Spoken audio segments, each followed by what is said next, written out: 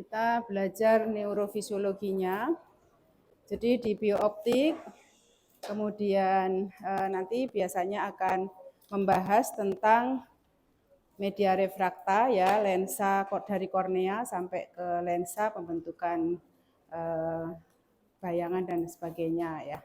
Nah, kemudian kalau neurofisiologinya dari penglihatan, tentu ini akan dimulai dari nanti terutama jarasnya, ya. Mata sebagai kamera prinsipnya mirip ya dengan kamera. Secara anatomi sudah belajar ya? Ya, belajar sendiri. Ya, belajar.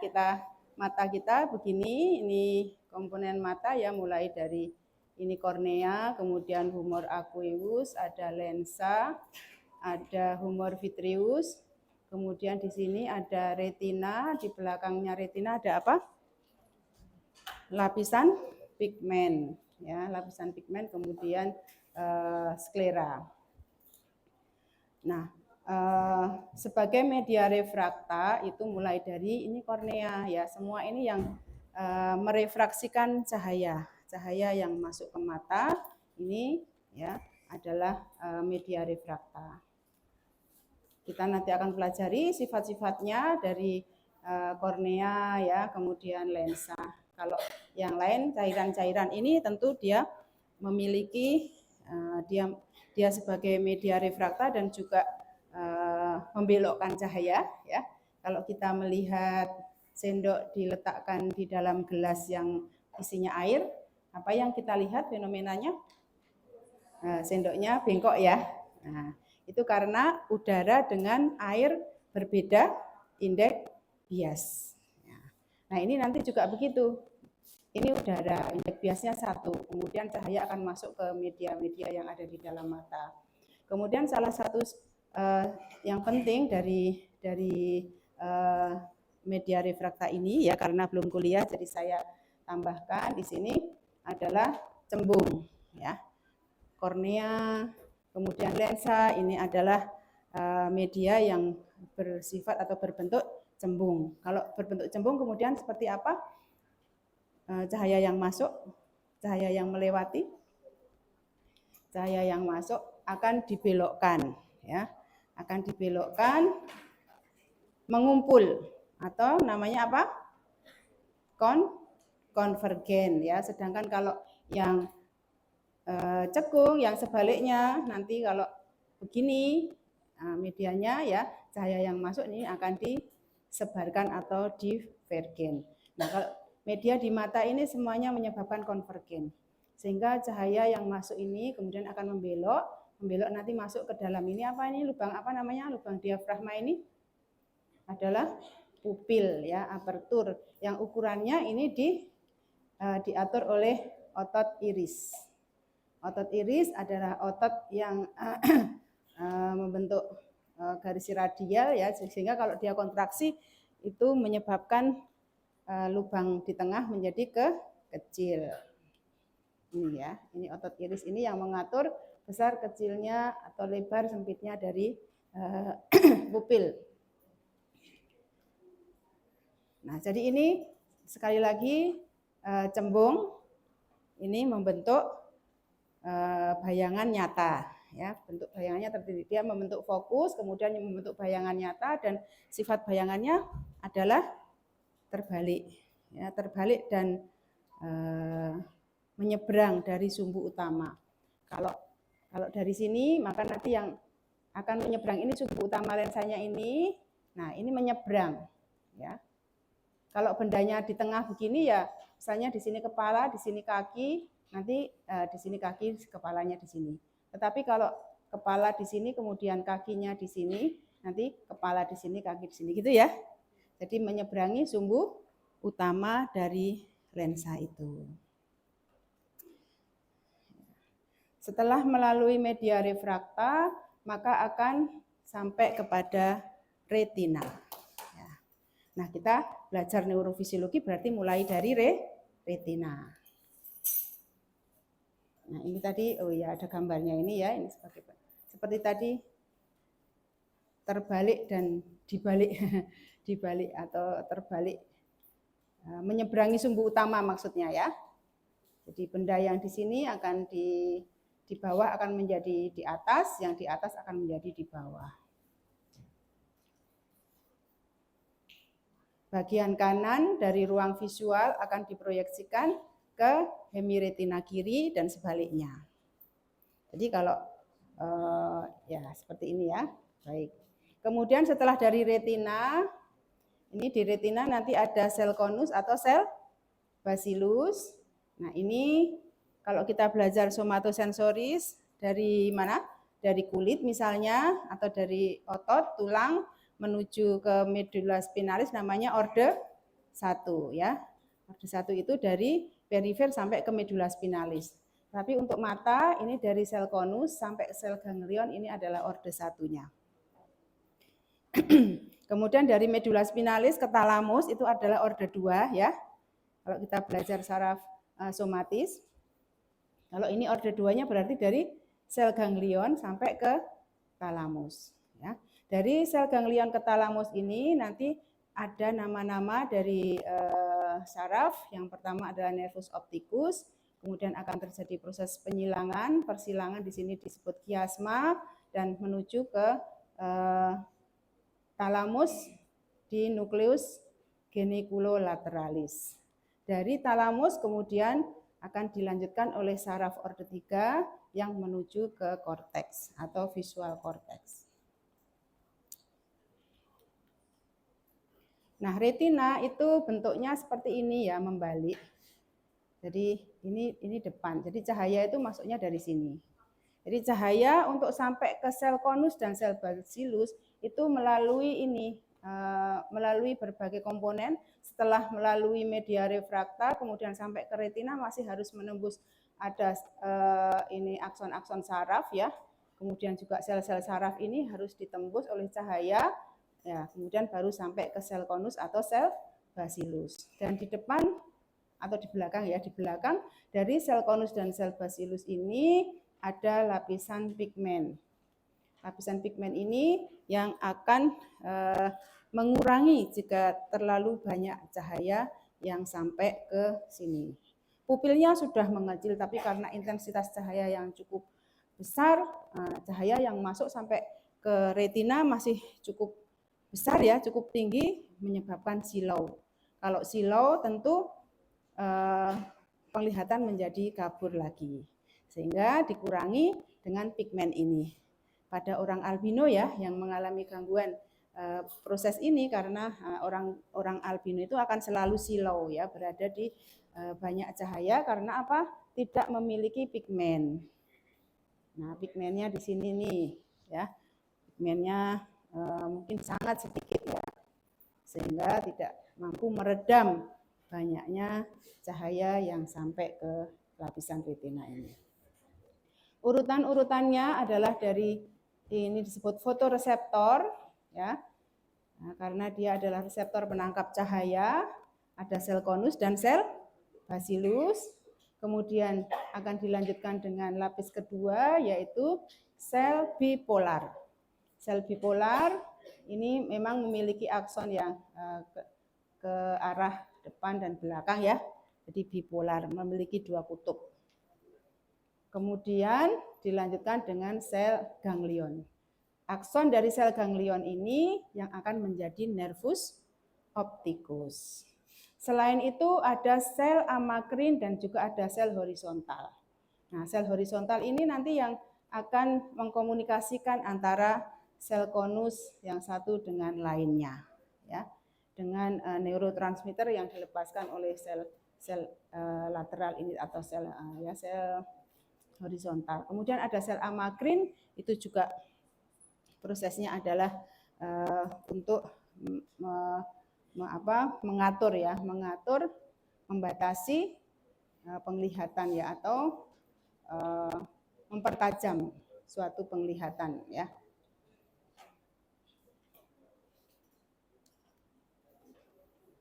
Retina bagian mata yang pekat cahaya mengandung sel kerucut untuk penglihatan warna, mengandung sel batang untuk penglihatan gelap. Terus mengandung juga arsitektur saraf ya. Sarafnya itu tadi saraf ya, sel-sel semua yang ada di dalam retina itu adalah neuro ya, neuroepitel. Mulai dari sel konus itu sebenarnya juga prinsip kerjanya mirip dengan saraf. Karena dia menggunakan neurotransmitter, menggunakan channel-channel ya, rangsangan, kemudian akan menyebabkan pembukaan channel ion ya, dan kemudian lepas neurotransmitter, begitu ya, kerjanya sama dengan sel-sel saraf. Begitu juga pada sel bipolar dan sel ganglion, sel transversal dan sel amakrin atau horizontal ya. Cahaya harus melintasi media refrakta dan elemen-elemen saraf tadi untuk mencapai sel batang dan sel kerucut yang pekat cahaya tadi. Ya, karena bentuknya kan begini berarti kan cahayanya dari sini ya. Cahayanya datang dari sini menuju ke sana ya. Ini arah cahaya. Sel batang, sel kerucut, dan sel ganglion, ini masing-masing retina memiliki banyak sekali ya, 100 juta sel batang, 3 juta sel kerucut, serta 1,6 juta sel ganglion. 60 sel batang dan 2 sel kerucut, ini untuk setiap sel ganglion. Ini saya ambil dari Guyton ya, nanti silahkan dibaca lebih detail di sana. Jadi saya memang lebih banyak membatasi untuk pelajaran fisiologi, saya mengambil dari Guyton, nanti kurang jelas atau saya untuk pemahaman saya dan untuk memperjelas saya mengambil dari beberapa bahan yang lain ya.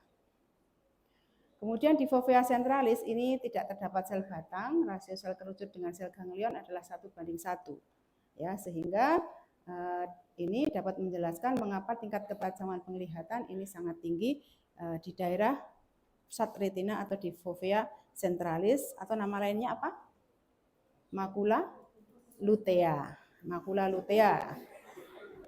Apa tadi jawabnya? Makula? Makula ada makula 2 ya. Satu makula densa, satu makula lutea. Yang makula densa yang mana?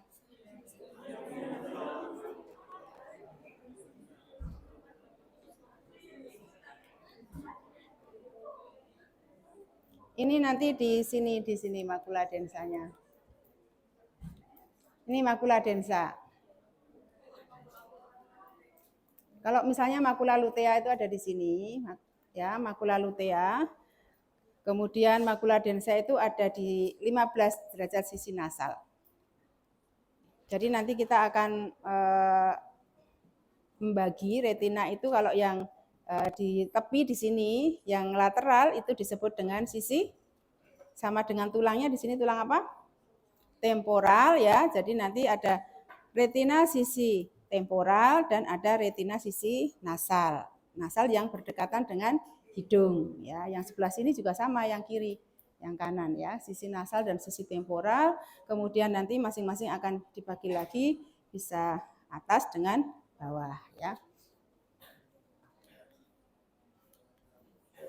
Nah, makula densa adalah area masuknya nervus opticus. Tadi dari nervus opticus itu adalah akson dari apa tadi? Dari sel apa? Sel ganglion, sel paling terakhir ya. Sel ganglion ini akan memiliki akson. Aksonnya ini akan mengumpul dari seluruh retina, kemudian akan masuk atau keluar ya, keluar dari bola mata akan menuju ke nervus saraf ya, saraf pusat ya, menuju ke saraf pusat. Ini, nah di situ mengumpulnya serat-serat saraf dari sel ganglion itu tadi, di situ tidak terdapat fotoreseptor di sana. Ada daerah yang tidak ada sel ganglion, maaf, tidak ada sel-sel fotoreseptor ya. Jadi nanti kita lihat ya. Transmisi sinyal di retina melalui konduksi elektronik ya, jadi dengan sinyal saraf memungkinkan respon bertingkat sebanding dengan intensitas cahaya. Jadi intensitas cahaya yang besar tentu akan menyebabkan rangsangan ke banyak sel ya, sedangkan yang kecil ini bisa ke satu. Satu-satunya sel yang memiliki potensial aksi adalah di sel ganglion ya.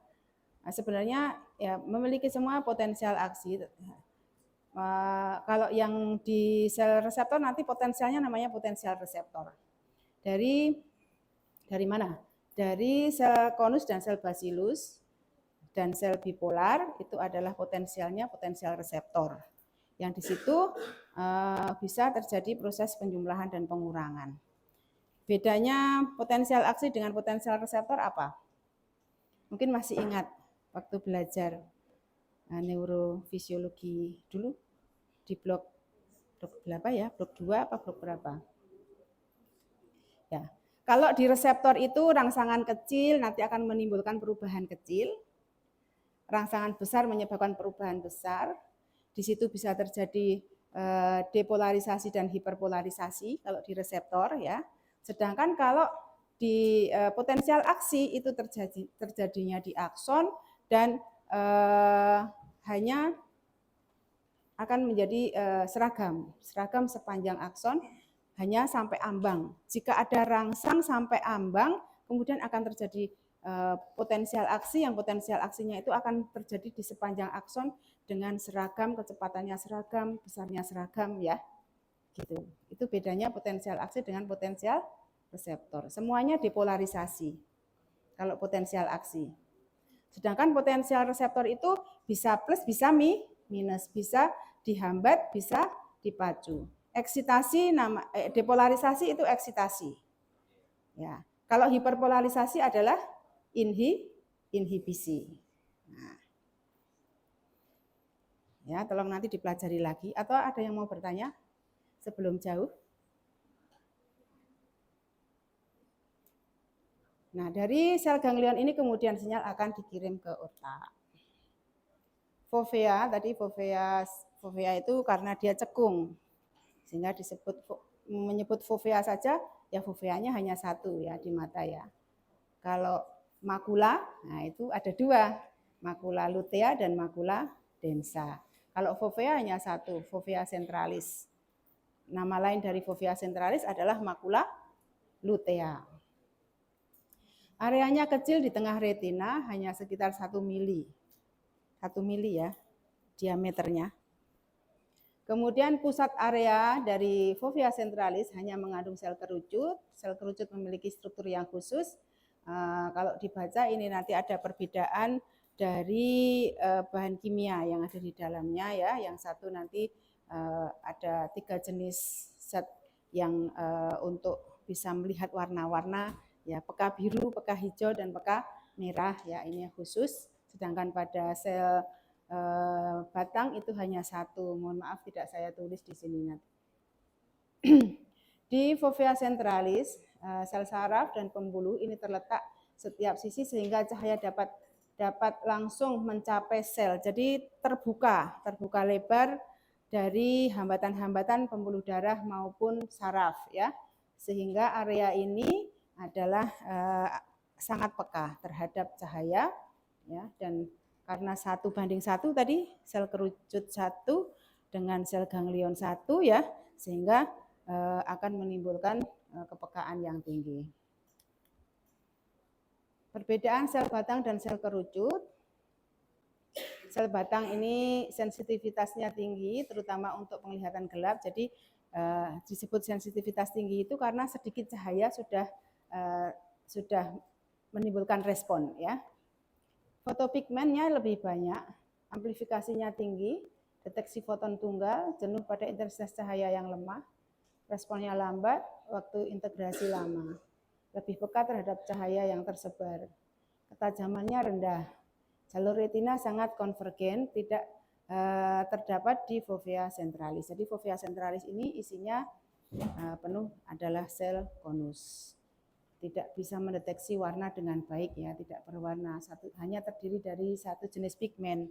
Nah, tadi kalau yang sel konus nanti akan memiliki 3 jenis pigmen. Sedangkan sel kerucut ini nanti ya ada 3 jenis pigmen. Sensitivitasnya rendah, terutama untuk melihat terang. Fotopigmen lebih sedikit, amplifikasinya rendah, jenuh pada intensitas cahaya yang kuat, responnya cepat. Respon cepat dan ini respon lambat itu kalau dari gelap ke terang dan dari terang ke gelap ya. Kalau dari gelap ke terang cepat kan perpindahannya. Kalau kita berada di tempat yang sedikit cahaya, yang bekerja adalah sel batang ya. Kemudian kita berpindah ke tempat yang cahayanya banyak. Kita langsung masuk ke kamar gelap ya. Kemudian menyalakan lampu, ceklik, langsung melihat semua kan. Nah, karena sel konus itu responnya sangat cepat. Sedangkan kalau kita dari banyak cahaya dari luar yang terkena cahaya matahari biasanya ya, kalau kita dari beraktivitas di luar rumah kemudian masuk ke rumah yang cahayanya sedikit remang-remang, pakai tidak melihat dulu ya beberapa saat. Nah, karena sel batang ini onsetnya lama ya, lebih lambat. Nah, ini sel konus dan sel bacillus. Sel bacillus ini karena permukaannya lebih luas dan dia juga memiliki lebih banyak pigmen. Banyak ada mitokondria ya. Ada nukleusnya di akhir ya, kemudian ada sinap. Baik.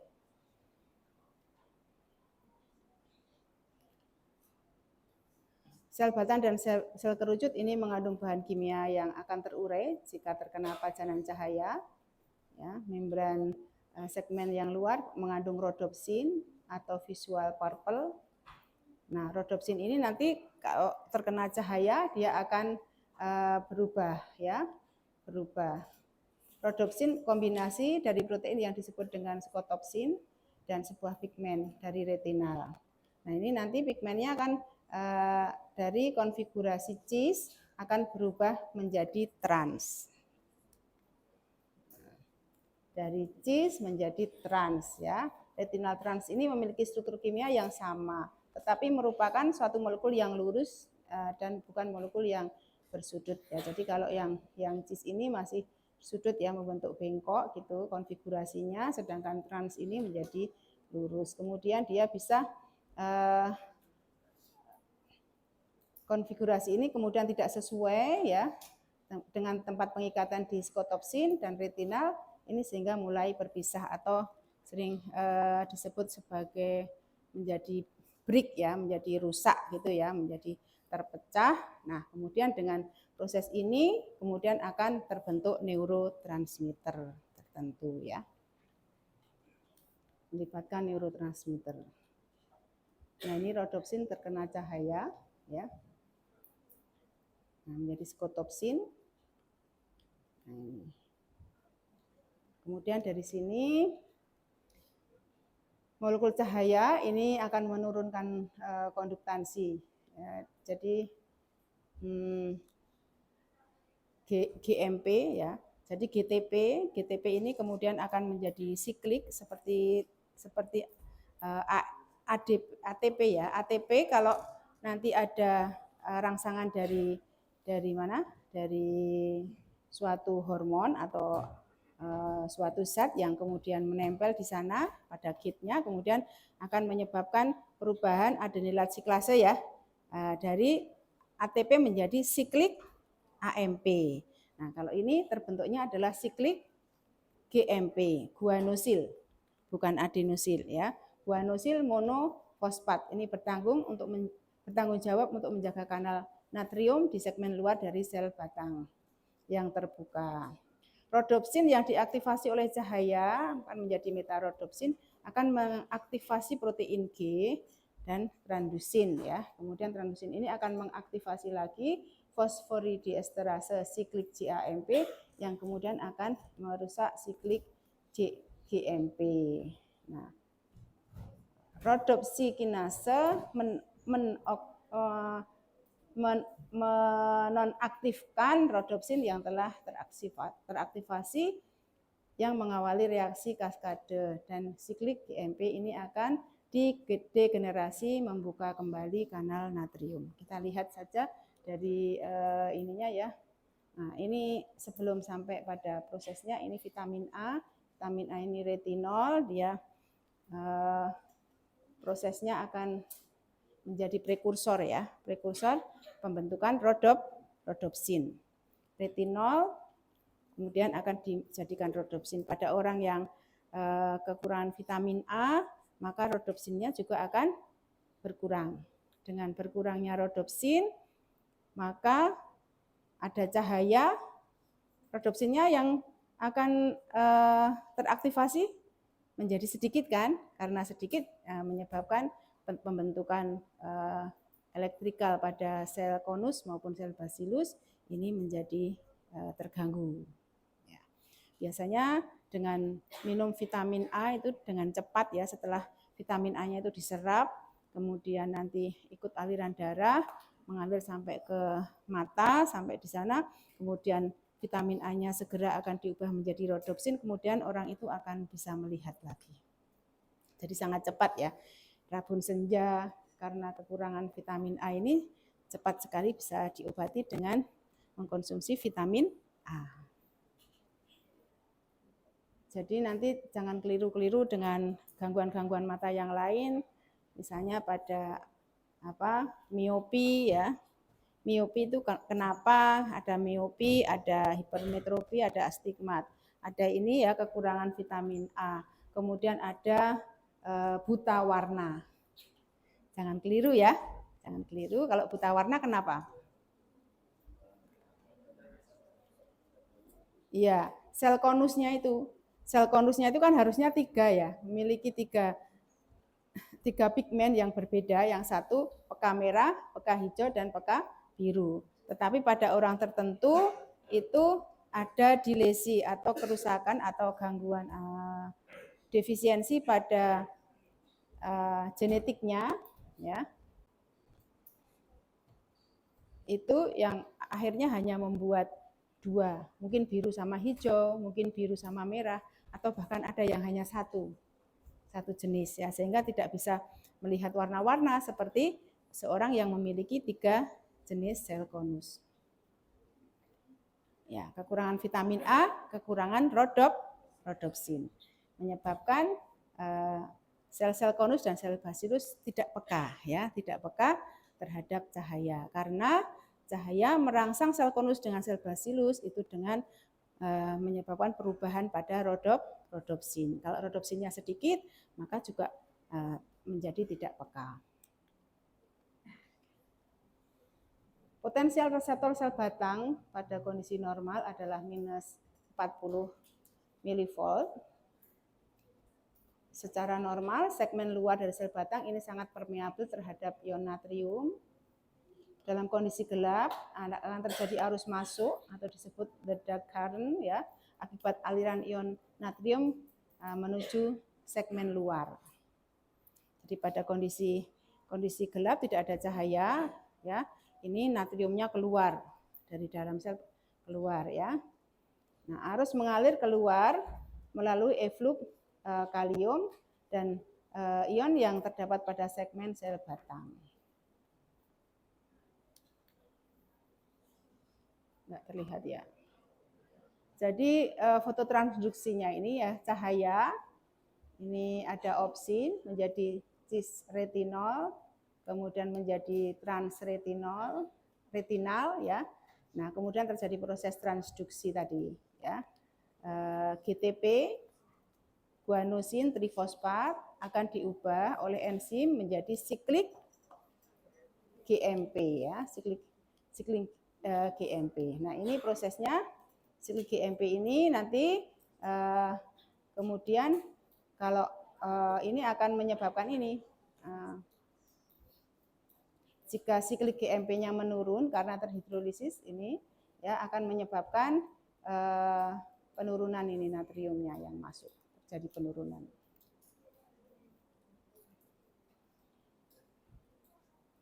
Ini pada kondisi ada cahaya. Kalau tidak ada cahaya tadi ini keluar ya. Kalau ada cahaya kemudian natriumnya masuk. Nah, ini pada sel batang itu ada ini arus the dark current ini akibat aliran natrium yang menuju ke segmen luar. Ya. Karena keluar ini jadi kaliumnya masuk. Ini pada kondisi gelap kondisinya seperti ini. Ya. Nah, nanti kalau terang, nanti akan sebaliknya.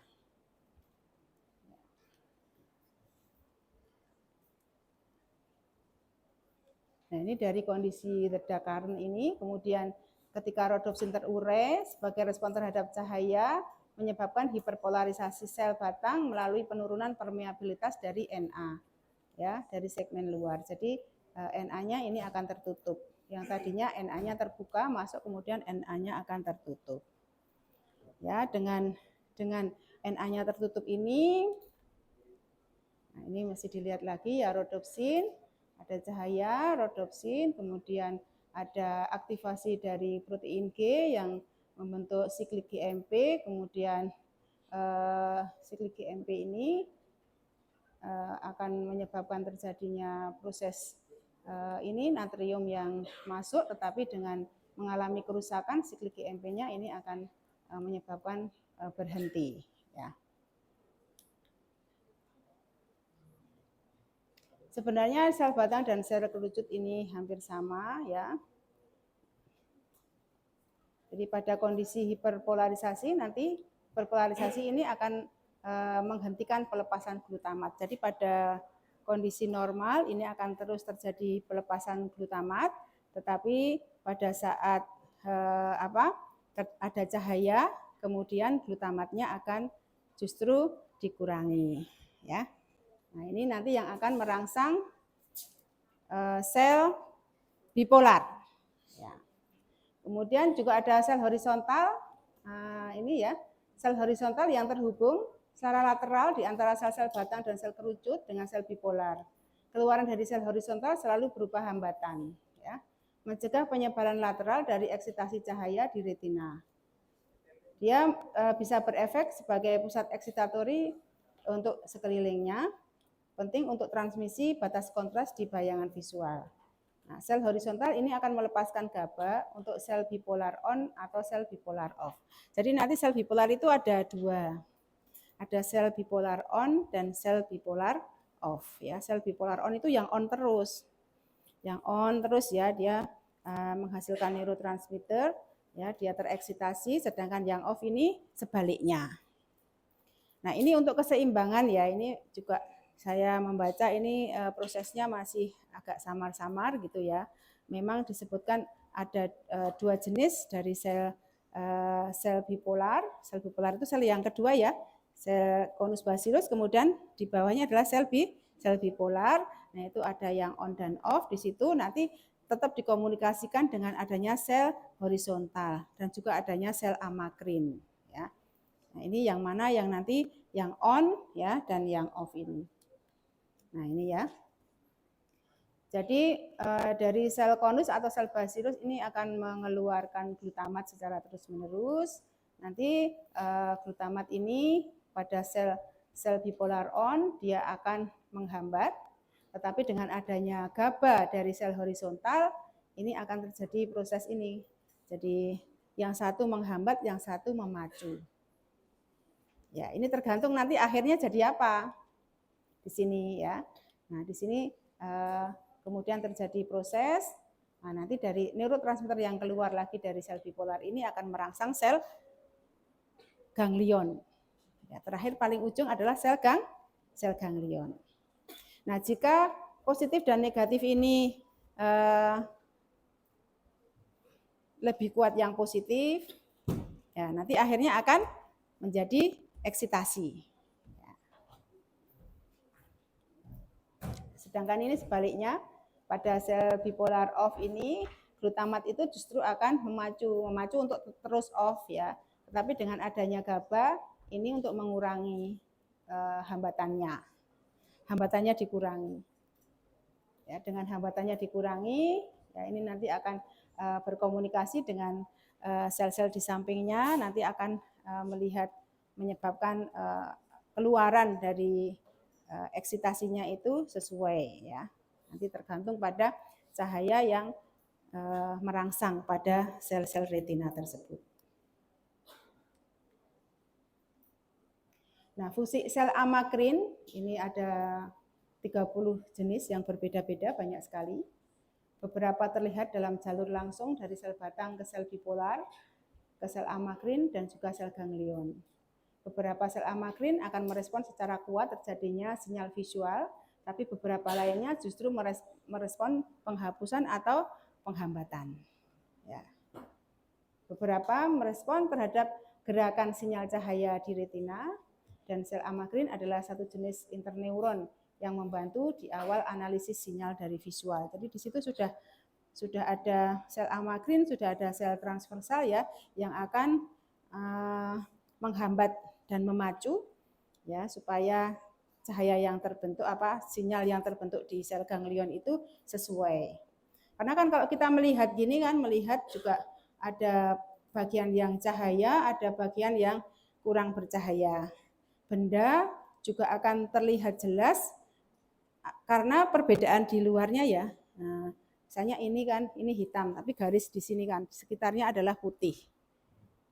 Dua-duanya ini kan semuanya kan masuk ke mata ya. Semuanya masuk ke mata. Nah, itulah.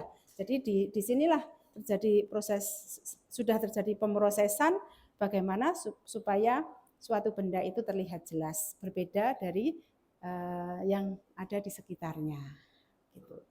Subhanallah saya juga nggak bisa menjelaskan ini ya. Mohon maaf. Karena yang fisiologi itu ya masih saya itu membaca sering rumit gitu ya membacanya itu.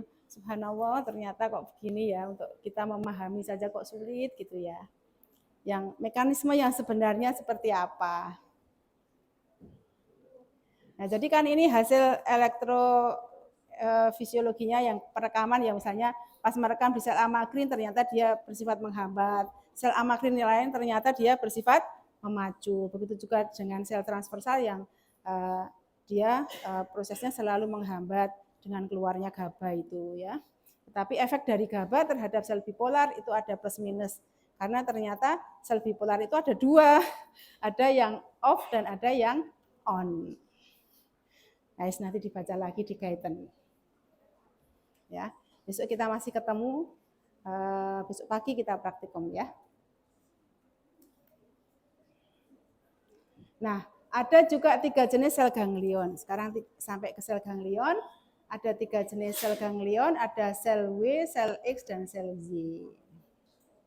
Sel W ini jumlahnya 40, menerima sebagian besar eksitasinya dari sel batang. Jadi sel batang itu banyaknya di luar dari fovea ya. Di luar fovea itu ada sel batang dan ada sel kerucut, tapi sel kerucutnya sangat sedikit. Sel kerucutnya itu di fovea itu penuh dengan sel kerucut, tidak ada sel batang. Nah, sedangkan yang sel X ini itu lapangan penerimaannya ada sempit, lokasi retinal juga terpisah, dia merupakan bagian sel yang melanjutkan dari sel kerucut. Ya, sel kerucutnya ini. Dan jumlahnya lebih banyak. Karena sel kerucut ada di fovea centralis dan ada juga di perifer. Tapi di perifer ini sangat sedikit ya, jarang. Kalau di perifer itu retina perifer sebagian besar adalah sel batang dan tidak padat seperti di fovea centralis. Kemudian ada sel Y ya, yang lapangan penerimaannya luas, merespon terhadap perubahan yang cepat dalam lapang pandang ini menyebar ya letaknya. Eksitasi dari sel ganglion akan aktif secara spontan dengan potensial aksi yang terus-menerus. Nah, sinyal visual tumpang tindih. Jadi kita kan melihat kalau mata terbuka itu melihat terus ya, nggak pernah berhenti. Entah kita pikirkan atau tidak kita pikirkan, mata selalu melihat apa yang ada di sekeliling. Jadi dia terus-menerus sinyal visual yang tumpang tindih dengan eksitasi sel dari sel ganglion itu. Banyak sel ganglion dieksitasi oleh perubahan intensitas cahaya. Jadi intensitas cahaya yang lebih kuat, nanti lebih lemah ya, kemudian bagian yang lebih gelap, bagian yang lebih terang gitu. Ya, tergantung pada intensitasnya itu. Dan merespon terhadap tepi pandangan. Tepi pandangan yang terbatas kontras, yang berbatas kontras ya dengan benda dengan area sekelilingnya. Hal ini merupakan cara bagaimana bentuk dan pola pandangan ditransmisikan ke otak.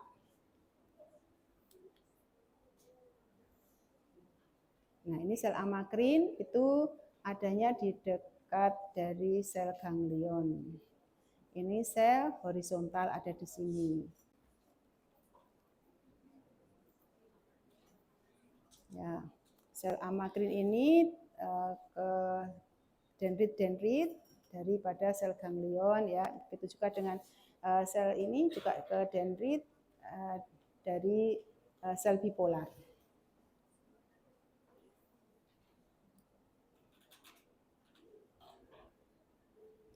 Nah, suatu benda itu ini center itu berarti ini adalah daerah fovea centralis dan sekitarnya ya. Ini nanti akan terjadi dikomunikasikan oleh sel horizontal dengan dendritnya yang menuju ke sangat kemana-mana ya. Dia.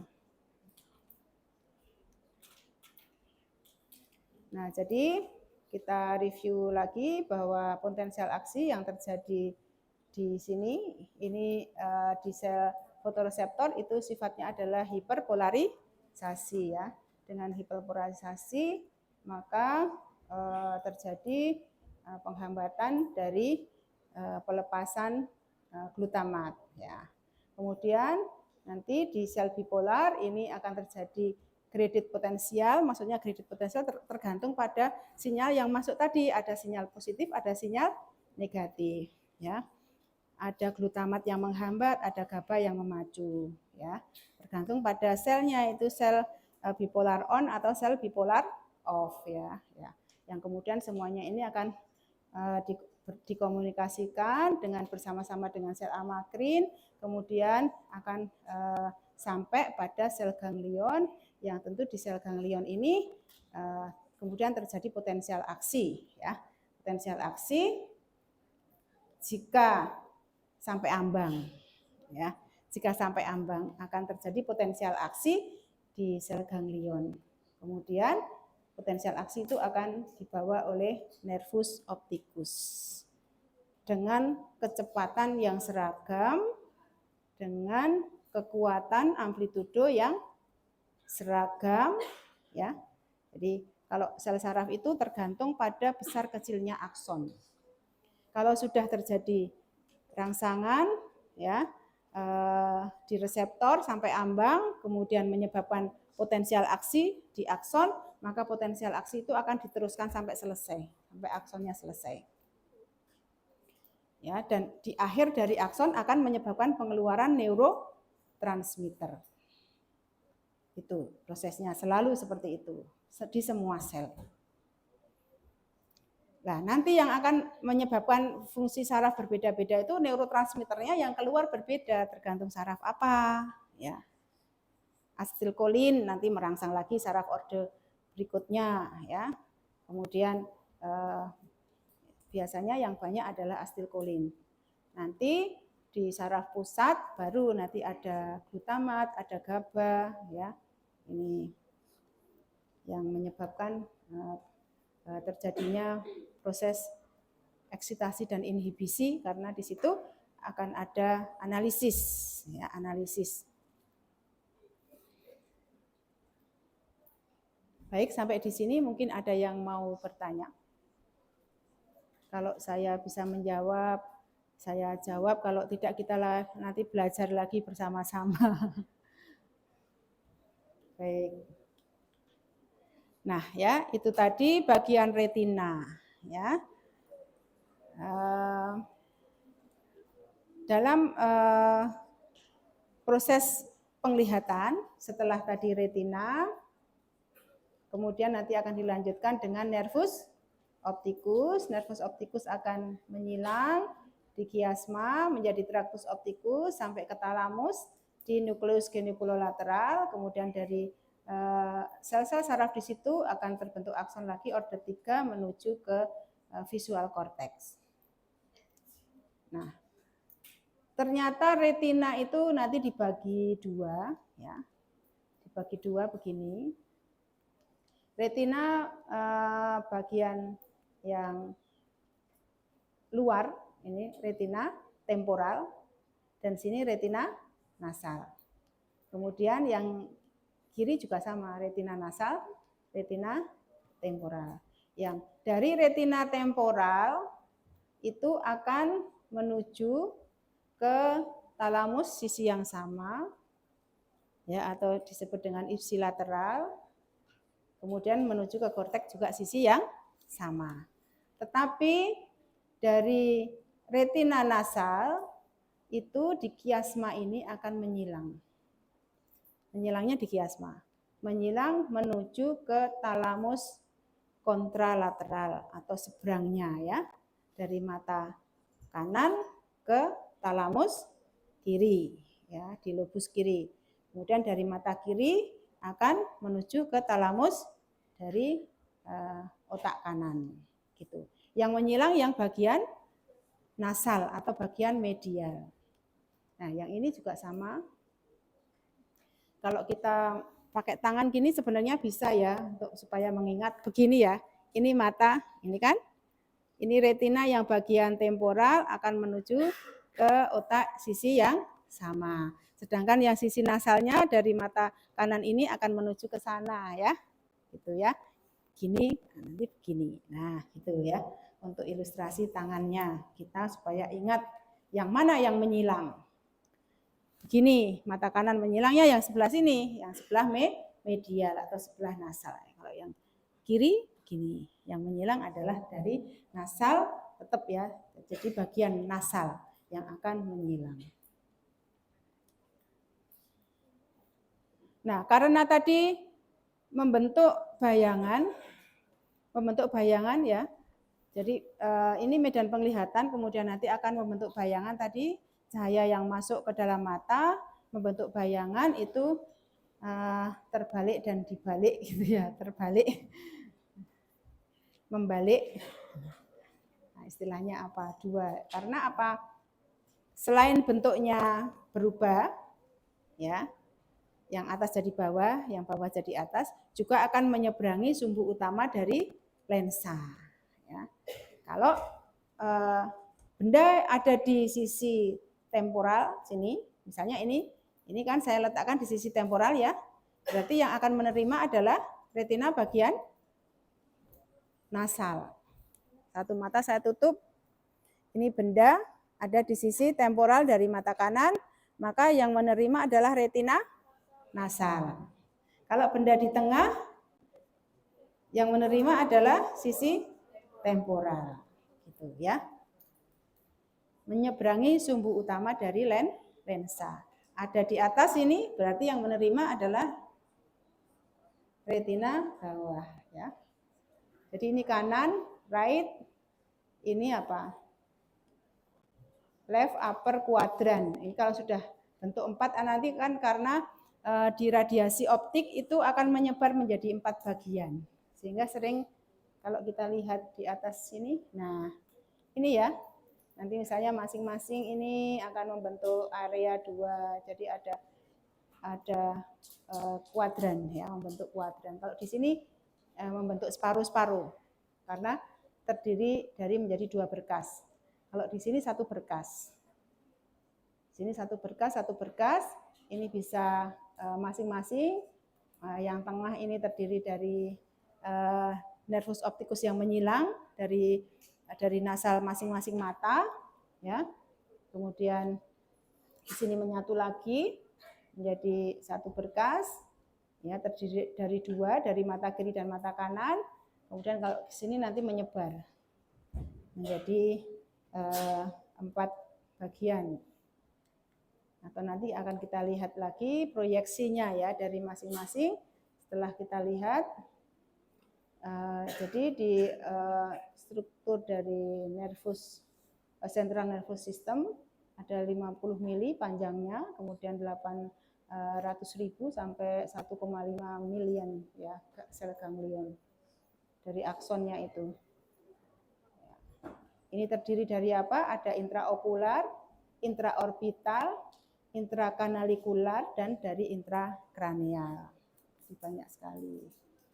Nah, optik chiasma ini ada yang menyebut segini, Wilbrandt ya. Jadi ini dari sarafnya itu menekuk, nah seperti itu. Sehingga nanti ada kasus misalnya gangguannya itu di sini, nanti yang terganggu hanya bagian saraf-saraf yang di sini. kiasma. Ya. Tractus opticus. Ini sudah harus hafal ya, besok pagi harus hafal. Besok pagi praktikum kan? Praktikum medan penglihatan. Jadi medan penglihatan tuh ini nanti visual field ya, visual field dari mata kita. Sebelum sampai ke sana nggak apa-apa saya bocorkan dulu nanti ada. Jadi medan penglihatan itu begini, satu mata ditutup, kemudian mata ini terfokus pada salah satu titik penglihatan. Misalnya saya melihat ke sana ya. Saya titik penglihatannya adalah melihat Mbak siapa ya pakai kacamata, pakai kerudung coklat, pas tengah di sini. Nah, dia Mbak siapa namanya Mbak? Ya Citra. Mbak Citra ini masuk ke mana? Di mata saya bayangannya? Di fovea. Nah, di fovea sentral. Tetapi kemudian saya meskipun fokusnya pada Mbak Citra, tapi saya bisa melihat di sini nih. Ada di sini garisnya paling nah ini ya. Di sini itu masih terlihat ya di sini. Tapi kalau tangan saya ke sini nggak terlihat. Jadi yang terlihat baru sampai gini putih-putih ya Mbak, yang kerudung putih itu ya. Nah itu putihnya terlihat. Tapi ke sini semakin ke sana semakin kabur, semakin tidak jelas. Benda akan kita lihat jelas itu di fovea sentral ya. Kemudian itu di fovea di tengah, namanya retina tengah ya. Kemudian retina yang tepi di luar dari fovea itu akan melihat dengan kurang jelas. Kita sholat, melihat gambar Ka'bah di sajadah, ada kucing lewat sana, kelihatan, ya toh? Ya mau tidak melihat, mau kelihatan dengan sendirinya. Tapi kadang-kadang kita tidak tahu kalau kita misalnya punya kucing, tapi warnanya sama, kucing hitam dua-duanya, gitu ya. Tapi kalau misalnya kita melihat dengan fovea, kita bisa menjelaskan mana yang pusi, mana yang meong misalnya ya gitu ya. Tapi kalau kita melihat dengan retina perifer kan tidak jelas ya. Kurang jelas. Seperti kita membaca tulisan juga sama. Paling fovea itu nanti yang masuk ke dalam fovea itu hanya 1-2 kata. Nah, kata-kata yang di sampingnya ya kelihatan cuma garis-garis kan kita nggak ngerti itu tulisan apa. Nah, begitu. Itu masuk ke fovea perifer, masuk ke retina perifer. Baik, ini adalah namanya medan penglihatan. Dan nanti medan penglihatan itu akan bisa diukur ya dengan perimetri. Besok kita akan melakukannya ya. Nah, kalau orang sehat seperti ini, ya satu mata melihat begini, ya saya seperti tadi ya, fokusnya Mbak Citra ini sampai ke sini nih, masih kelihatan. Kemudian ke sini nih. Nah, kalau sudah keluar ini tidak kelihatan. Nanti yang bawah, nah di sini tidak kelihatan, maju sedikit kelihatan. Ya. Dari atas tidak kelihatan. Nanti akan kita cari itu batas terluar dari tidak kelihatan menjadi kelihatan. Itu adalah batas terluar dari medan penglihatan seseorang. Nah, nanti dari sini diukur sehingga nanti titiknya ini kalau kita buat garis begini melingkar, di tengah ini adalah medan penglihatan orang tersebut. Yang tidak terlihat itu berarti bukan medan penglihatannya. Nah, kalau ayam, ini perbandingan saja. Kalau ayam, medan penglihatannya lebih sempit atau lebih luas dibandingkan kita? Lebih luas karena apa? Matanya di samping, benar ya. Mata di samping sini dia melihat ke depan dan melihat ke belakang. Jadi kalau kita kejar dari belakang dia tahu. Ya. Ayam bisa melihat kita di belakang ya. Nah, kalau kita nggak bisa karena bangunan dari bentuk kepala ini terhalang. Sisi nasal pun lebih sempit daripada sisi temporal karena sisi temporal tidak terhalang. Sedangkan sisi nasal ini pada orang-orang tertentu mungkin hidungnya sudah mancung dari atas ya. Pada bangsa tertentu itu hidungnya sudah naik dari sebelah sini. Sehingga nanti sisi nasalnya menjadi sempit. Ya, bisa paham ya untuk medan penglihatan seperti itu. Nah, kita lanjut ke sini. Nah, ini proyeksinya. Kalau sudah jadi dokter nanti mesti detail kan. Kalau sekarang sekedar tahu ya, mungkin besok ya tidak akan rumit banget ya proyeksinya. Nah, ini proyeksinya. Nanti di talamus, di genikulolateral, nukleus genikulolateral, itu di sini ada lapisan-lapisannya ya. Lapisan-lapisannya lapis 1, 2, 3, 4, 5. Yang ternyata ini adalah tumpang tindih di sini nanti 1, 3 dan ini adalah dari mana, yang ini dari mana ya. Kita lihat 1, 4 dan 6 ini kan berbeda. 1, 4 dan 6 itu berasal dari akson ini, yang kemudian yang 2, 3 dan 5 ini dari berkas yang satunya lagi. Berarti ini dari mana? Ini yang dari sisi yang sama, ini dari sisi kontralateral atau sebaliknya. Ya. Jadi di nukleus genikulateral itu ada 6 lapis, lapisan 1 dan 2 menerima sinyal yang berjalan melalui jalur magnoseluler, jadi sel-selnya besar ini magnoseluler. Kemudian lapisan 3 sampai 6 menerima sinyal yang berjalan melalui parvoseluler. Ini histologinya ya. Kita ulang lagi di sini, ini proyeksinya begini ya. Ini sel retina ini fovea di sini.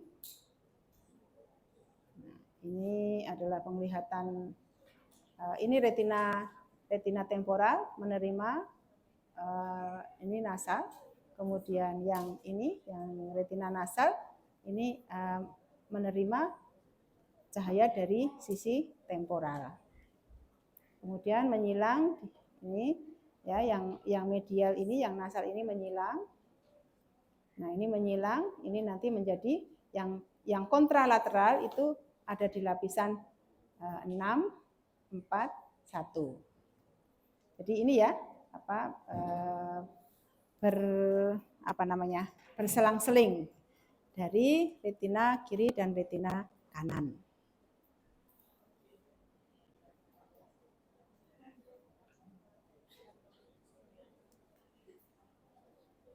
Kemudian radiasi optik. Radiasi optik ini ternyata proyeksinya ya seperti ini, proyeksinya ya. Ini yang biru ya, dari genikulolateral menuju ke visual cortex. Dari kiri dan dari kanan. Ini yang dari kanan ya, begini ada yang di area dari ventral, yang ungu, nah ini menjadi di atas. Yang biru ini ada di dorsal, nanti visual field-nya menjadi di bawah. Kemudian, nah ini ya, ada area yang kecil di sini, di mana di bagian dari makula. Bagian dari makula itu berada di sini, di tengah ya. Berarti nanti kalau ada kerusakan dari area salah satu, kita lihat lagi nanti di sini. Ini area Brodmann yang ke-17. Ya, dilihat dari medial dan dari lateral. Nah, ini yang saya maksud ya, proyeksinya. Proyeksi medan penglihatan. Ini fovea ternyata juga dibagi 4. 1, 2, 3, 4. Areanya nanti di sini. 1, 2, 3, 4. Jadi nanti kalau seseorang itu stroke ya, terjadi gangguan kerusakan, kerusakannya kan tidak di kedua mata ya, biasanya salah satu mata. Salah satu otak ya. Salah satu otak yang mana yang mengalami gangguan, tapi bisa juga menjadi dua-duanya ini karena apa? Karena nanti menyatu kan ini, hemisfer kiri dan kanan itu menjadi satu di sini bersebelahan persis ya. Nah, ini juga bisa mengalami gangguan korteks paling luar, itu justru menyebabkan kerusakan atau gangguan penglihatan pada area fovea. Kemudian nanti ini proyeksi dari di korteks ini seperti ini.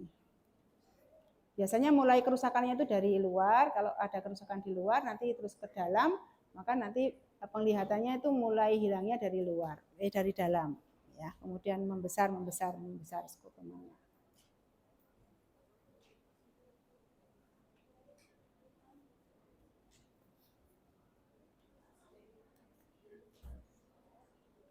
Nah, visual cortex ini ada 6 lapis seperti di bagian semua korteks ini ada 6 lapis dari sel-sel, ya, sel piramid. Lapisan utama untuk input dari genikulolateral ini ada 4 lapisan ini yang berasal dari genikulolateral di sini. Ya, ini mengenal proyeksinya saja ya, dan area visual cortex ini disebut juga striate karena mengandung garis materi putih yang menonjol di lapisan keempat dari stria genari ini ya. Jadi putih-putih itu adalah area akson. Kalau korteks itu kan area abu-abu ya. Abu-abu itu adalah badan sel. Karena badan selnya yang cukup banyak, maka dia menjadi area abu-abu. Nah, kemudian area alba yang putih itu adalah akson. Ya, banyak akson.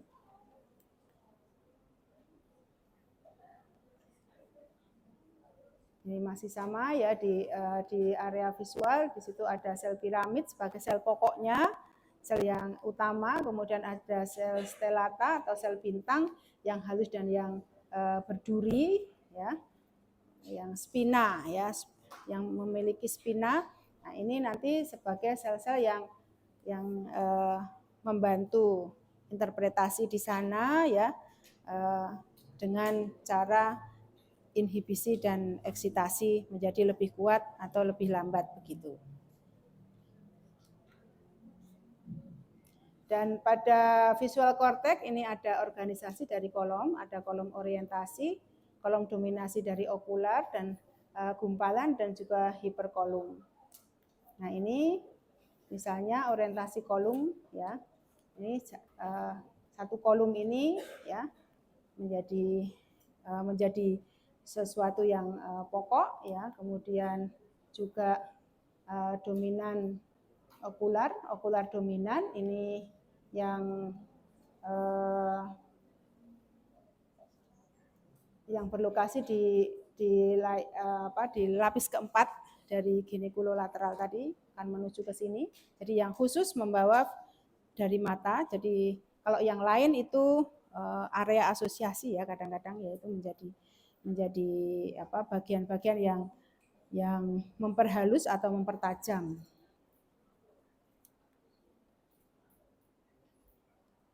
Nah, ini juga di korteks itu membentuk bulb ya. Bulb itu adalah daerah sel yang berbentuk pasak menonjol di lapisan 2 dan 3 yang akan mengganggu pola kolom orientasi.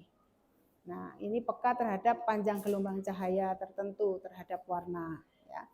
Sehingga nanti ada bulb-bulbnya ya, kemudian ada area-area interbulb itu yang rendah. Nanti ada yang bagian menonjol-menonjol ya. Ini cuma secara anatomi saja seperti itu.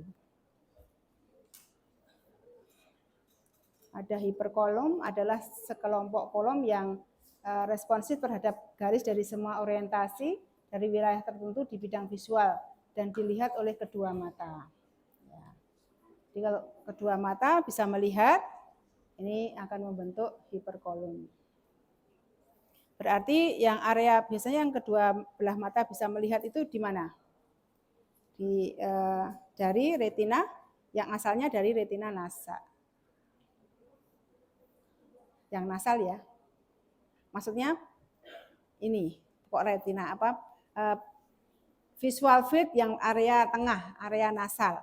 Ini dilihat dari justru temporal kiri dan temporal kanan. Itu area di sini dilihat oleh kedua mata. Kalau area yang di sini yang melihat kan dia sudah keluar dari medan penglihatan nasal dari mata kiri. Yang melihat hanya mata kanan. Kalau di sini dilihat oleh dua mata. Dilihat dari dua mata namanya binokuler. Ya. Kalau satu monokuler.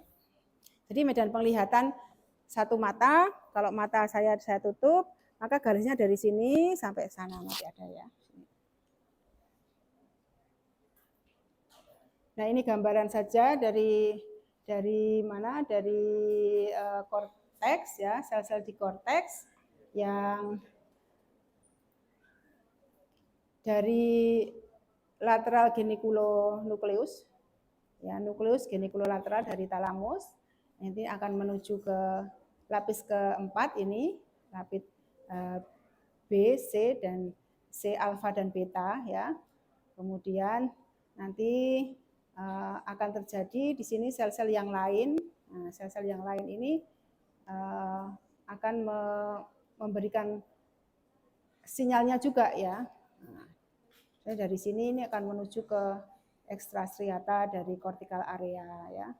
Kemudian ini dari sini kan menuju ke area 2 dan 3. Ini menuju ke berbagai tempat yang nanti digunakan untuk menuju ke area asosiasi. Nah, biasanya dari sensomatik semuanya kalau sinyal itu masuk sampai ke area primer, kemudian akan menyebar ke area di sekitarnya. Area sekitarnya adalah area asosiasi. Ya, area asosiasi tentu di sini akan mempertajam ya, sehingga penglihatannya menjadi lebih halus, lebih jelas ya, lebih fix gitu ya. Kemudian juga akan ada dua ya, sebenarnya ada dua jalur. Jalur itu melalui korteks ke sana, kemudian jalur yang melalui medial dan jalur melalui temporal. Yang jalur melalui temporal ini melalui Wernicke. Masih ingat Wernicke? Area Wernicke itu area bahasa yang semua sensori itu nanti akan lewat ke area Wernicke. Area Wernicke ini bisa area asosiasi utama yang kemudian menyebabkan suatu sensasi atau rangsangan sensoris itu memiliki dua makna implisit dan makna eksplisit. Misalnya melihat bunga, ya bentuknya bunga, oke itu bunga. Kemudian ada dari Wernicke ini mengartikan ya, mengartikan bunga itu, bunga menjadi indah, menjadi kemudian bisa sampai kalau yang Wernicke ini ya namanya area bahasa ya. Nah kan kalau orang membawa bunga mawar, misalnya orang diberi bunga mawar, yang satu diberi bunga yang bukan mawar, mungkin kan akan perasaannya akan berbeda ya. Perasaannya berbeda yang diberi bunga mawar dengan yang diberi bunga apa ya? Yang lain. Bunga kembang turi misalnya. Bunga kembang turi kan terus langsung menuju ke mana? Pecel ya toh. Nah, kalau bunga mawar terus bahasanya kan nyambungnya ke cinta misalnya gitu ya. Kembang turi ya terus pecel ya toh. Sayur ya. Ada melihat basah apa maknanya? Maknanya ada air. Kemudian mungkin bocor. Bocornya dari mana? Nah itu. Bisa genteng, bisa kalau dari sini wah gentengnya masih jauh ya misalnya. Apa ada air dari mana? Apa ya kita bisa mengartikan macam-macam dari itu area bahasa ya. Tulisan yang berwarna merah dengan berwarna biru kita dapat surat warna tulisan merah dengan tulisan biru mungkin beda ya artinya. Mata yang berkedip bisa memiliki makna yang berbeda-beda, ada kelilipan, ada memanggil temannya, ada isyarat memanggil, ada isyarat untuk diam, ada apa ya itu kan area bahasa itu yang bisa mengerti Wernicke. Kalau orang Wernicke-nya rusak tidak bisa seperti itu. Tidak bisa mengerti apa-apa. Tidak bisa mengerti adanya udang di balik tepung ya. Nah, ini area-area sel-sel di korteks itu sel utamanya adalah sel piramidal, kemudian ada sel-sel stelat ini yang akan menghubungkan menuju ke area-area yang lain.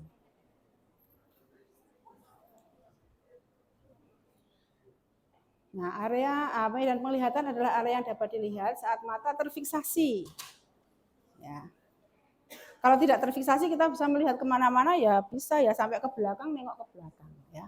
Yang disebut dengan area medan penglihatan pada saat mata terfiksasi tadi melihat ke satu titik, kemudian area yang bisa dilihat pada saat mata itu diam melihat ke satu titik fokus.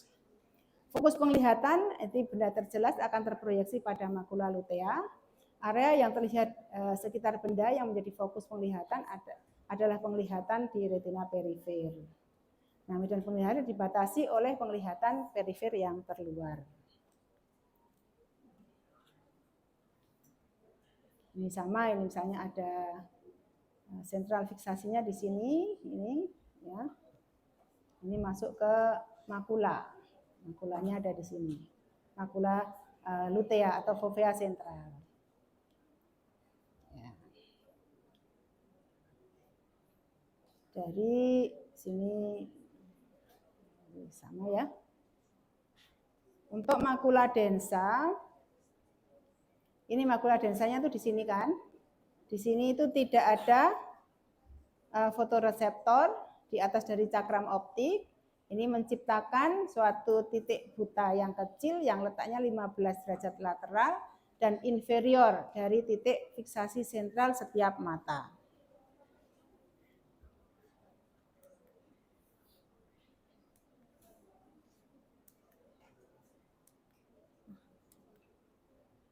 Ini kok maaf ya, bidang visual monokuler, saya langsung aja ke gambarnya. Soalnya harus melihat gambarnya, ini gambarnya dulu keluar ya. Nah ini monokuler dari mata, ini mata kanan, ini mata kiri. Mata kanan, mengukur mata kanan tentu mata kiri harus ditutup. Ya, mata kiri ditutup, mata kanan diukur, nanti fokusnya ada di sini, nanti bentuk dari perimeter juga seperti ini yang di lab besok ya, itu menggunakan kinetik yang sangat sederhana, kita buat dengan pelek sepeda. Pelek sepeda setengah busur itu mewakili garis ini. Jadi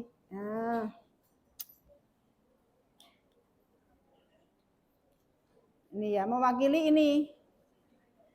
Nanti kalau busurnya digeser ke sana mewakili garis yang ini 0, 15 derajat, 30, 45, kemudian 60, 75, 90 dengan ini. Ya. Ada dua tangkai kiri kanan gini. Ya. Melengkung begini ya.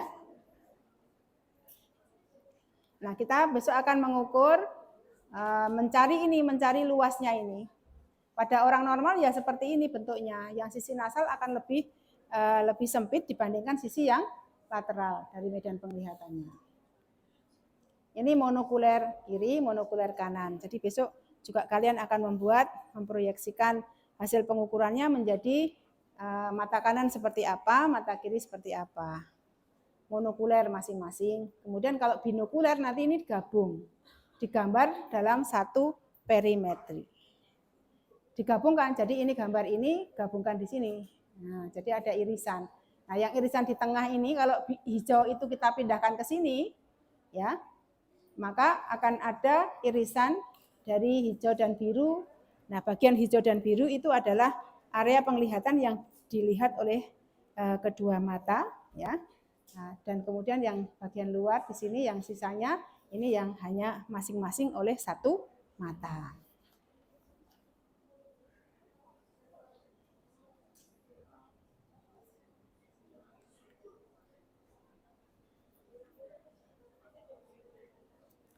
Namanya meridian ya, nanti ada meridian dan sudut. Kalau ini namanya meridian, garis ini. Jadi nanti batang pelek sepeda itu yang bentuknya melengkung itu adalah meridian. Di sini nanti untuk mata kanan maupun mata kiri itu sebelah sini tetap meridian 0. Jadi meridian 0 tetap di sini. Ini kan mata kanan, meridian 0-nya di sini. Mata kiri, meridian 0-nya di nasal. Tidak, meridian 0-nya tidak menjadi di sebelah temporal, ya. Jadi mata kanan meridian 0 ada di sisi temporal, mata kiri meridian 0 ada di sisi nasal, ya. Ini tidak berubah. Tetap 180 di sini 0, 15, 45 sama ya semuanya.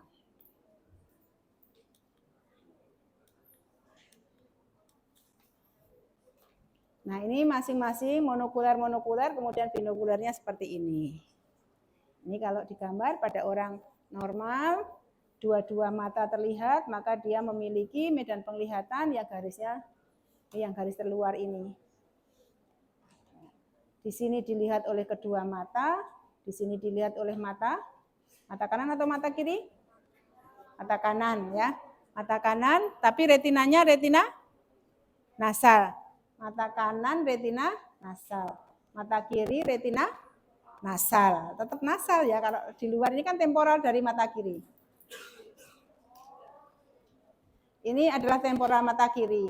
Ini temporal mata kanan. Area di temporal mata kanan yang melihat adalah retina kanan bagian nasal.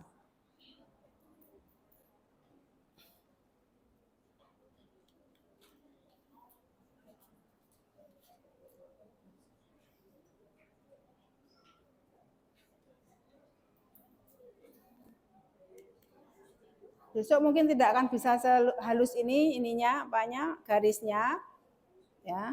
Nanti ada 5 warna juga dari tidak kelihatan, nanti kemudian dilihat merah kalau sudah terlihat merah. Nanti kalau dari nggak kelihatan lagi, baru kelihatan warnanya apa, hijau, kuning, biru, putih. Ya, ada 5 warna. Masing-masing mata nanti dites dengan 5 warna. Cukup lama. Kita ingin melihat sensitivitas penglihatan warna di perifer. Ternyata semakin ke pinggir itu semakin kurang peka terhadap warna apa. Nanti ya bisa dianalisis.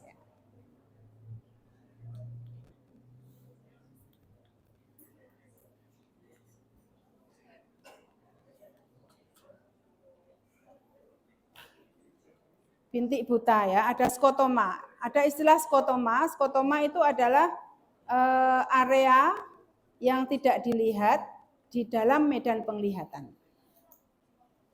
Loh, ini medan penglihatan kan harusnya kelihatan semua, tetapi ternyata ada bagian yang tidak terlihat. Yang bagian tidak terlihat itu kadang-kadang membentuk seperti pulau, bintik, atau dia menjadi bentuk garis memanjang, ya. Tergantung pada apa?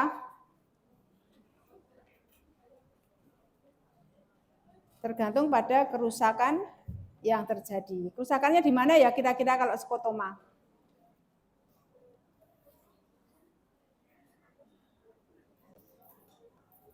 Nah, ini bintik buta tadi ada di mana? Kalau bintik buta tadi, makula densa itu di mana? Di retina, ya. Jadi pada orang normal itu memiliki skotoma. Skotomanya disebut skotoma fisiologis karena normal, yang ditimbulkan oleh adanya makula densa. Makula densa adalah bagian retina yang tidak memiliki komponen yang lengkap dari retina itu, ya. Mungkin tidak ada fotoreseptornya, ya. Di situ yang terkumpul hanya akson-akson, ya, sehingga area itu satu bintik itu tidak, kalau cahaya tepat jatuh di situ itu tidak akan kita lihat apa-apa. Nah, dia karena makula densa itu ada di sisi nasal 15 dari sisi nasal aksis mata, maka nanti akan terproyeksikannya di sini adalah 15 sisi temporal. Jadi kalau kita mencari noda buta itu di 15 sisi temporalnya dari masing-masing mata. Temporal mata kanan atau temporal mata kiri. Dua-duanya ada di temporal. Karena makula densanya ada di sisi masing-masing mata, di sisi nasal. Kira-kira di 15 derajat.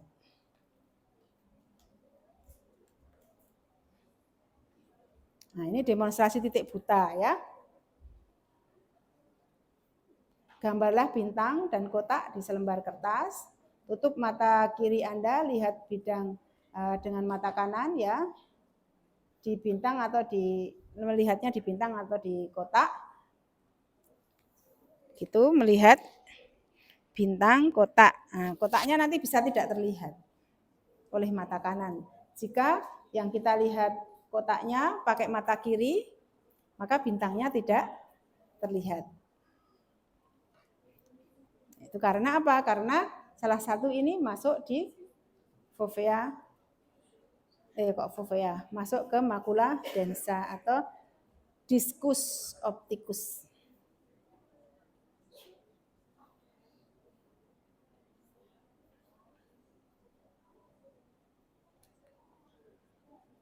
Nah, sekarang kalau misalnya ada seseorang yang diukur medan penglihatannya, kemudian yang pertama ini tentu ini normal ya, semua dari mata kiri dan mata kanan itu bisa melihat. Kemudian ini mata kanannya tidak melihat semuanya, mata kirinya bisa melihat semua. Kemungkinan kerusakannya ada di mana? Di sini ya, yang kedua ini ya. Di nervus opticus. Kalau ada kerusakan di nervus opticus secara penuh, baik di sini maupun di sini di pangkalnya, nah tentu akan menyebabkan kerusakan pada bentuk penglihatannya akan satu ini tidak melihat. Kemudian yang ketiga ini yang satu penuh, tambah lagi di salah satunya ya dari sebelah kanan. Ini harus ada ininya, garis-garisnya atau kita lihat yang lebih ke bawah. Kalau di traktus, ini traktus opticus, maaf 4 dulu, di chiasma bagian tengah. Nah ini membawa dari medial kan, medial masing-masing mata, jadi medialnya yang tidak kelihatan menyebabkan lateral. Lateral dari medan penglihatannya yang mengalami hilang. Kemudian yang 5 di traktus opticus, ini dari kiri dan dari kanan adalah medial yang kontralateral dan lateral dari yang retina medial di sini. Ini 5 ya. Satu sisi. Ini kan berasal dari sana dan berasal dari.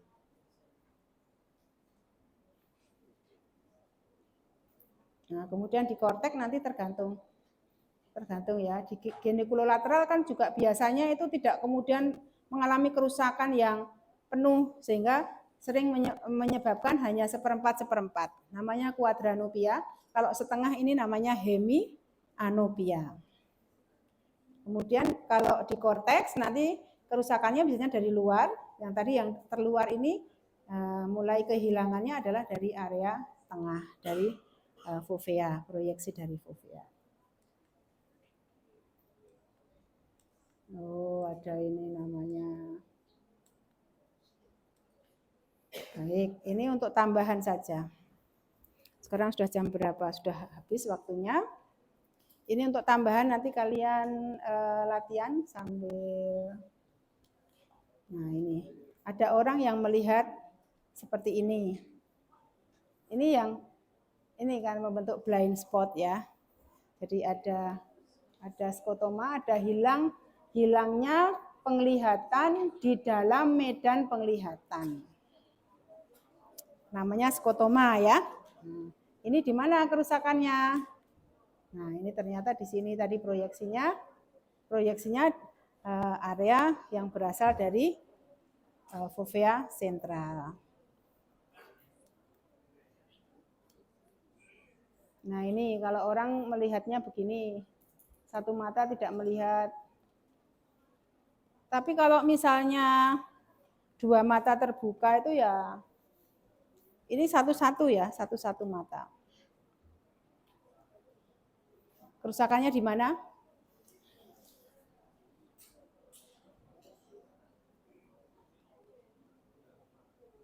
Mata kanan tidak bisa melihat, mata kiri melihat. Tadi di mana? Di nervus opticus. Nah, nanti lesinya tergantung ini ya. Nah, ini proyeksinya ya. Nanti kalau ada quadranopia berarti ini kerusakan ada di genikulolateral. Adenoma pada pituitari ini ternyata memblok bagian tengah ya dari kiasma sehingga akan terjadi gangguan penglihatan yang hilang adalah yang temporal, dua mata. Bitemporal. Saya pernah mengalami ada masa di dalam otak ya, saya pernah sakit sampai 2 tahun itu. Mengalami ini. Jadi pas di pintu ke kamar mandi terburu-buru gitu ya. Terus ke kamar mandi mau buka pintu itu loh, pintunya kok nggak ada gagangnya. Saya udah, loh ini gagang pintunya kok hilang kemana gitu ya. Ternyata setelah bergerak begitu ya, ada gagang pintunya. Tapi pada posisi tertentu begini hilang. Nah, ya. Jadi di sini kelihatan, di sini hilang. Tapi hanya dari satu mata yang kanan. Setelah saya tes sendiri begitu ya. Itu karena ada gangguan, ya, gangguan. Alhamdulillah tapi masa itu bisa hilang kemudian saya sembuh, alhamdulillah sembuh. Nah itu ya kerusakan di tengah, di kiasma yang tengah itu yang persilangan. Berarti nanti yang silang itu kan yang medial ya, retina medial. Retina medial ini membawa sinyal benda-benda berasal dari temporal. Sehingga nanti kalau kiasma yang tengah yang rusak, temporal kanan maupun temporal kiri semuanya tidak terlihat. Ini namanya bitemporal ya.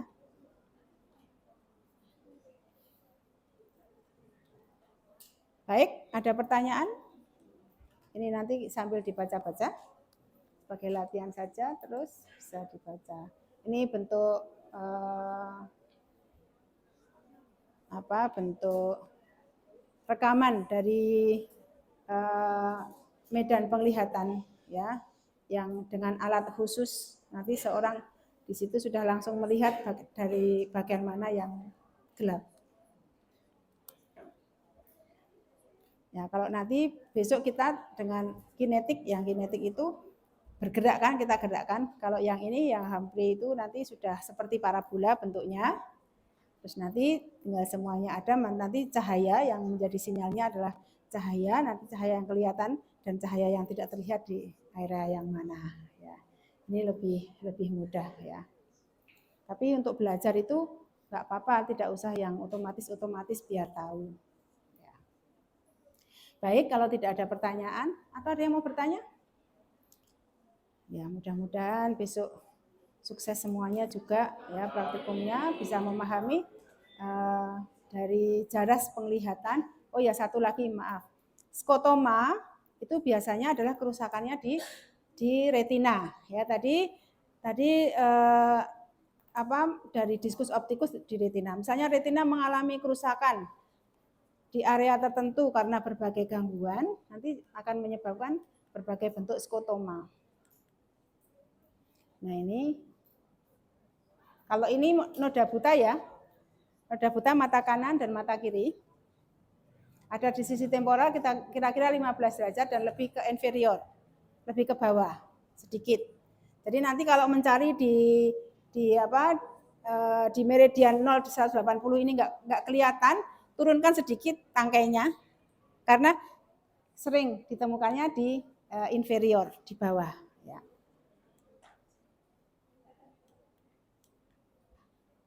Kalau misalnya nanti menemukan skotoma kok di sini, misalnya ini kan tadinya kelihatan, harusnya kelihatan semua, kelihatan dari bawah. Kalau skotoma dari tengah ya mengukurnya, dari kelihatan jelas, kemudian hilang, kemudian kelihatan lagi.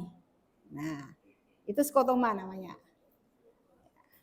Berarti kalau misalnya ada skotoma di sini, berarti yang rusak di retina mana? Ini mata kanan. Retina nasal inferior. Oke. Kalau ada yang di sini skotomanya